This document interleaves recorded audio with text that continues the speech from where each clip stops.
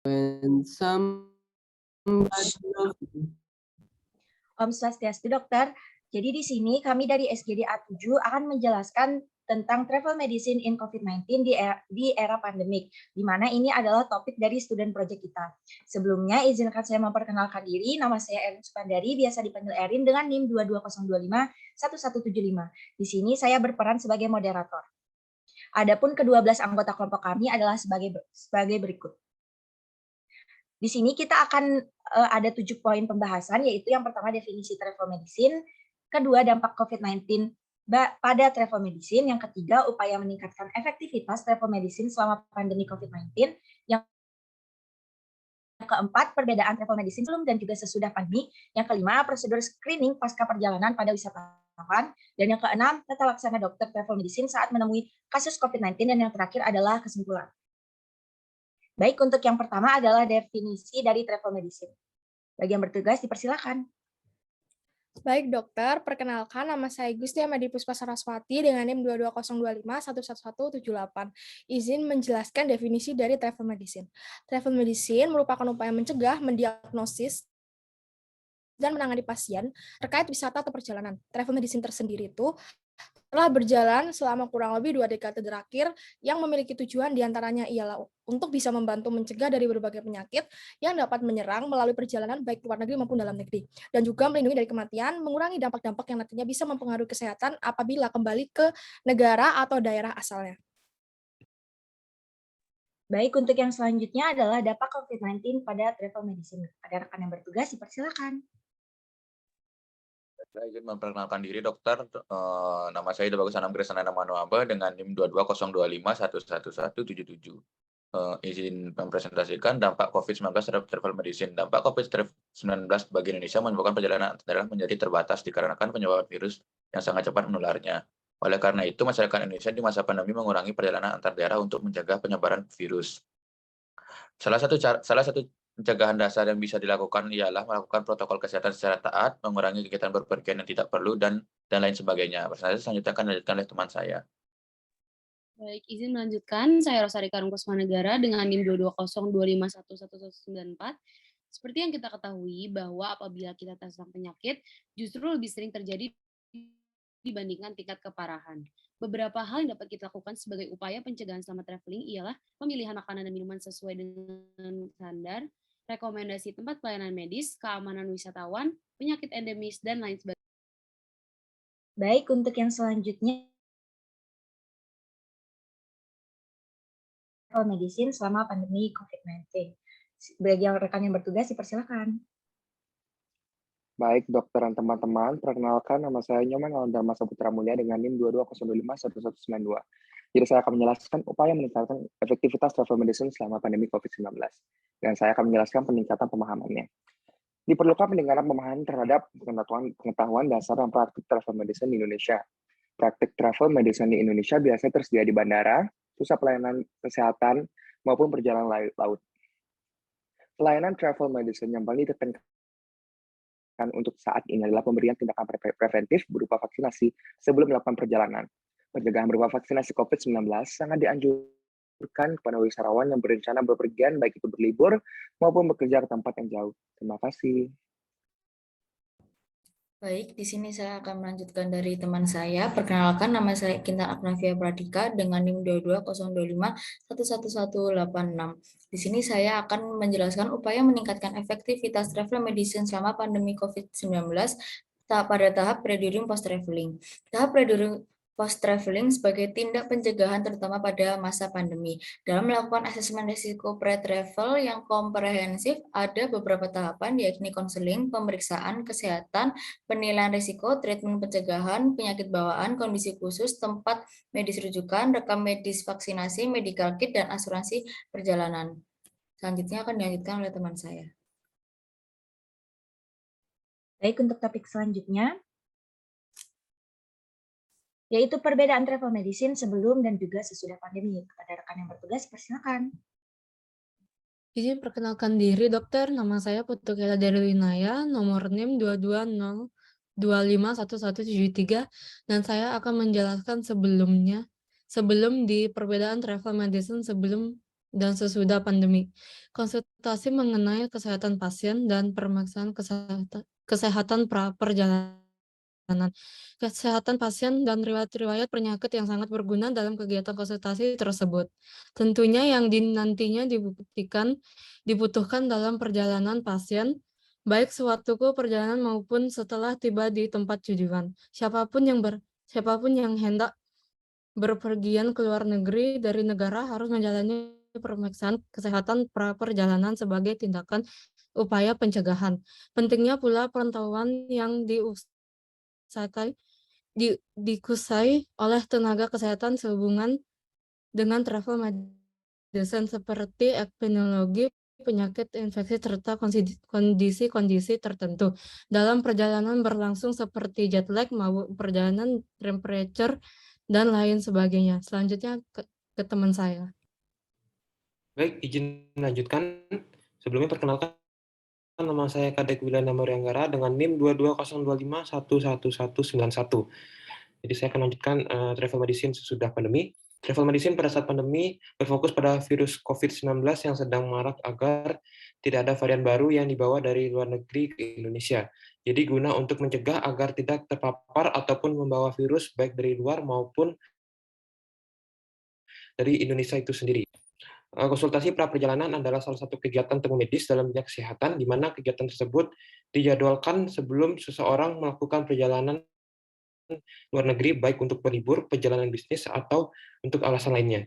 Para wisatawan diwajibkan untuk vaksin terlebih dahulu dan juga memeriksa keadaan apakah sedang terpapar COVID-19 atau tidak dengan swab antigen atau PCR. Sekian, terima kasih.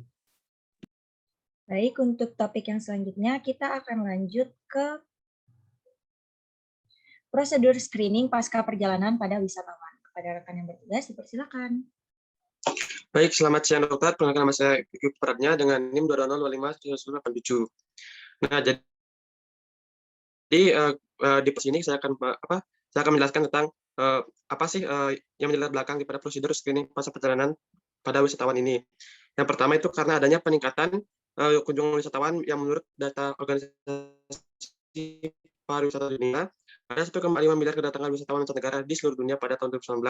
Nah, namun itu sangat berkebalikan dengan yang terjadi di Indonesia, di mana terjadi penurunan total wisatawan sebanyak 75,3% dan juga hal itu juga sejalan dengan penurunan wisatawan pada saat pandemi COVID-19 di Bali, yaitu menurun sebanyak 99,99%. Selanjutnya, pada gambar sebelahnya itu adalah adanya kerjasama antara Indonesia dan juga Turki dalam bidang travel corridor, di mana itu adalah suatu di mana beberapa negara itu bersiap untuk menyambut kehidupan baru atau new normal dengan menerapkan beberapa peraturan atau kebijakan. Nah, kebijakan itulah yang nantinya menjadi latar belakang kita dalam mengapa sih pentingnya screening pasca perjalanan pada wisatawan. Lanjut. Baik, untuk yang selanjutnya adalah metode screening berdasarkan rekomendasi Direktur Jenderal Pelayanan Kesehatan Kementerian Kesehatan. Izin menjelaskan, dokter, berdasarkan protokol penanganan COVID-19, Direktur Jenderal Pelayanan Kesehatan Kementerian Kesehatan mengatakan ada 2 metode screening COVID-19 yang dapat dilakukan, yaitu yang pertama rapid test untuk memeriksa keberadaan antibodi, di mana pada rapid test ini spesimen yang diperlukan adalah darah dan tidak perlu dilakukan di laboratorium dengan biosecurity level 2. Dan untuk yang kedua adalah prosedur swab test dengan metode PCR atau polymerase chain reaction, di mana pada pemeriksaan ini dijalankan dengan mengambil sampel cairan dari mukosa pangkal hidung atau tenggorokan. Baik, selanjutnya adalah tata laksana dokter travel medicine saat menemui kasus COVID-19 yang akan dijelaskan oleh rekan saya. Persilakan. Halo dokter, nama saya Nesa Nolipa Seribu dengan NIM 22055111176. Di sini saya akan menjelaskan tentang tata laksana, di mana tata laksana dokter travel medicine saat menemui kasus COVID-19 ini bagi menjadi 5, mulai dari orang tanpa gejala atau OTG, gejala ringan, orang dengan bergejala sedang, bergejala berat, bahkan kritis. Jadi saya akan mulai dari tanpa gejala dulu. Akan dilakukan isolasi mandiri di rumah pasien selama 10 hari dengan pemantauan kepada suspek COVID-19 dengan petugas fasilitas kesehatan tingkat pertama Dan pemantauan klinis ini dilakukan selama 10 hari karantina. Pada gejala ringan, isolasi pemantauan dilakukan sama seperti pada suspek yang tidak bergejala dan dipantau juga dengan FKTP. Dan untuk non-farmakologisnya, edukasi yang sama juga dilakukan dengan pasien yang tidak bergejala.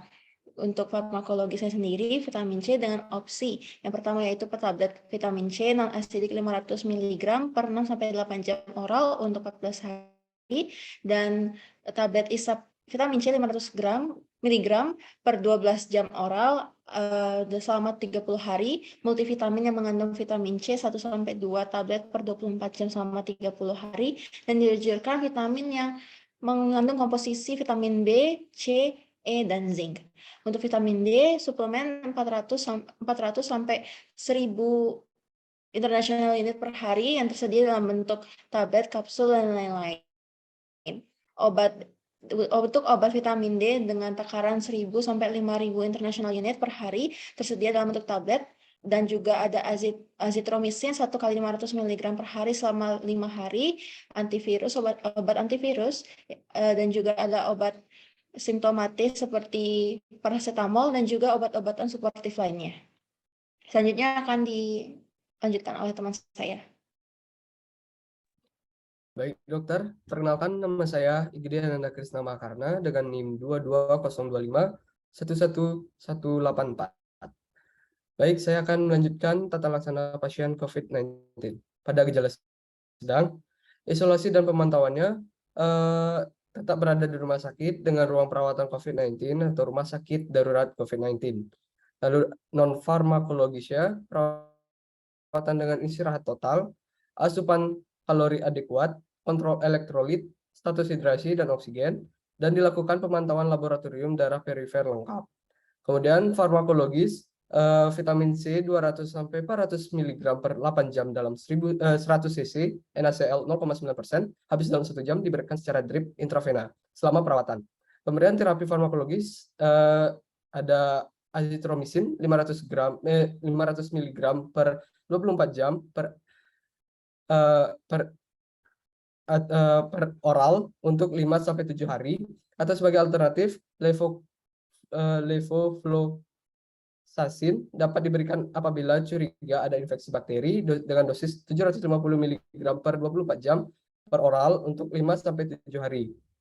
Lalu ditambah dengan antivirus yaitu favipiravir atau Avigan sediaan 200 mg, loading dose 1600 mg per 12 jam per oral hari pertama, lalu selanjutnya 2 kali 600 mg dari hari kedua hingga hari kelima. Atau dengan remdesivir 200 mg 4 drip pada hari pertama, lalu dilanjutkan dengan 1 kali 100 mg 4 drip hari kedua sampai dengan hari kelima. Lalu dilanjutkan gejala berat atau kritis. Pada isolasi dan pemantauannya tetap dilakukan di ruang isolasi di rumah sakit rujukan atau perawatan secara cohorting ataupun pengelompokan pasien, serta dilakukan pengambilan swab PCR. Lalu non-farmakologisnya, perawatan dengan istirahat total, asupan kalori adekuat, kontrol elektrolit, saturasi, dan oksigen. Kemudian dilakukan pemantauan laboratorium darah perifer lengkap dengan hitung jenis, bila memungkinkan ditambahkan dengan CPR, protein yang diproduksi oleh organ hati, sebagai respon terhadap peradangan di tubuh. Lalu jika terjadi perburukan, pemeriksaan fototoraks serial akan dilakukan. Kemudian saturasi oksigen juga akan dilakukan dengan pulse oximetry kurang lebih 93% di jari. Lalu ada monitor keadaan kritis. Kemudian bila terjadi gagal nafas disertai ARDS, pertimbangkan penggunaan ventilator mekanik. Sekian dari saya, terima kasih. Baik, untuk topik yang terakhir adalah kesimpulan. Bagi teman yang bertugas, dipersilakan. Selamat siang, dokter. Perkenalkan, nama saya Maritia Prabaswari, biasa dipanggil Nitya dengan NIM 22025-11179. Jadi kesimpulan dari topik hari ini adalah travel medicine merupakan upaya pencegahan, mendiagnosis dan menangani pasien terkait wisata atau perjalanan, baik saat sebelum, selama aktivitas wisata berlangsung, atau sudah kembali ke daerahnya sendiri.